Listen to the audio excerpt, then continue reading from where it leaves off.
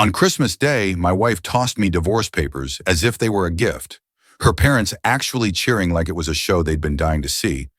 But the moment she unwrapped the small box I'd placed under the tree, the smirk slid off her face like melting wax. For 8 years, I had been married to Shay, building my electrical business from the ground up, believing our marriage was solid because every Sunday we dutifully went to her parents' house for dinner, while they coated every word with passive-aggressive contempt about me being just a tradesman. Year 8 was when the rot showed. Shay grew distant, glued to her phone with a new passcode I wasn't allowed to know, spending every weekend on so-called girls' nights at her friend Maria's house, staying overnight. When I questioned strange hotel charges on our credit cards, she turned vicious, snapping, "Maybe if you paid half as much attention to me as you do to those statements, I wouldn't need girls' nights so much." But the real rot was at Sunday dinners. Shay's whole face lit up whenever her brother-in-law Justin walked in. This crypto-obsessed clown who strutted like the next Elon Musk, laughing too loudly at his jokes, always volunteering to help in the kitchen when he was around. Thanksgiving was the crack in the facade. Justin stepped outside for a business call, just as Shay announced she had to help Maria with boyfriend drama. Through the window I watched him, phone in hand, not talking, but texting. 2 minutes later, Shay was summoning an Uber.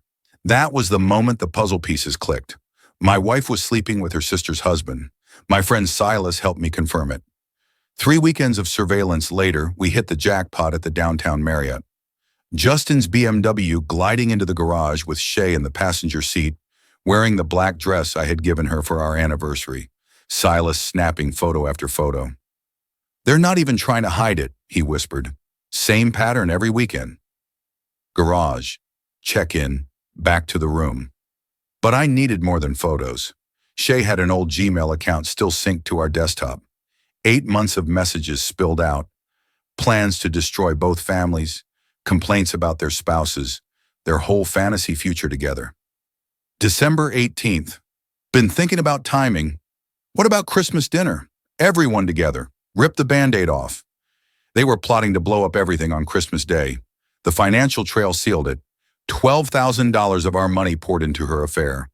Hotel charges, dinners, shopping sprees I never saw. While compiling evidence, I quietly protected myself.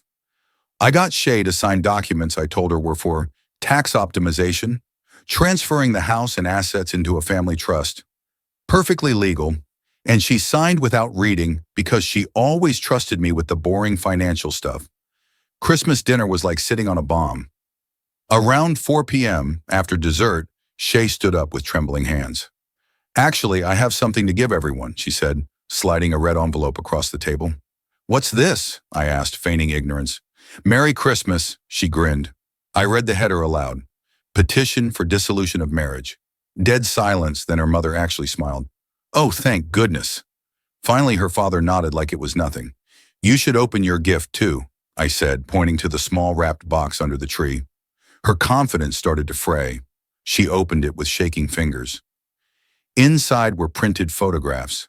Her and Justin kissing in parking garages, walking into hotels hand in hand. Beneath them sat USB drives labeled text messages, financial records, hotel receipts. Her mother dropped her glass. It shattered. Justin went pale. "Since we're making family announcements," I said into the stunned silence, "figured you should all know your daughter's been screwing her sister's husband for 8 months. Chaos erupted.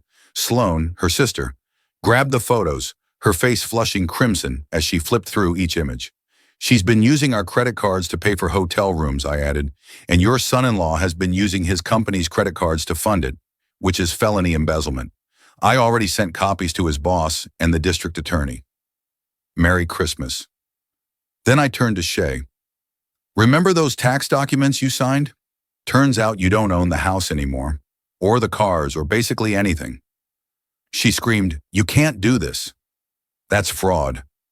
"Everything was legal and properly disclosed," I said calmly. "You signed papers transferring assets to a family trust for tax optimization." The room exploded in shouting. I grabbed my coat and headed for the door. "Where are you going?" she cried. "Home. My home. You'll need to figure out somewhere else to stay." 4 months later, the divorce was final. She got nothing and owed me $24,000 in restitution. Justin got 14 months in jail for embezzlement. Shay now works at Target for $13 an hour, living back in her childhood bedroom.